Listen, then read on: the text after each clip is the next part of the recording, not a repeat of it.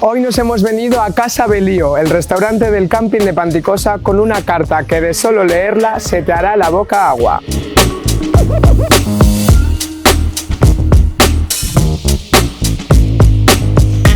Con más de 100 años de historia se caracteriza por estar rodeado de un paraje majestuoso y ofrecer una carta con gran presencia del kilómetro cero.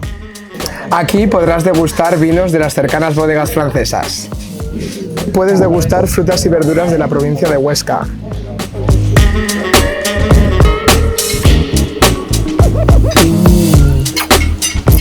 Esto está para mojar pan.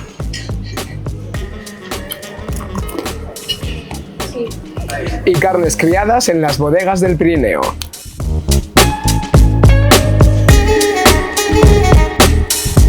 Y deja hueco para el postre, porque la torrija de pan brioche caramelizada con crema y avellana garrapiñada es un auténtico manjar. Si quieres conocer otros restaurantes como este aquí en Panticosa, pincha en nuestra biografía.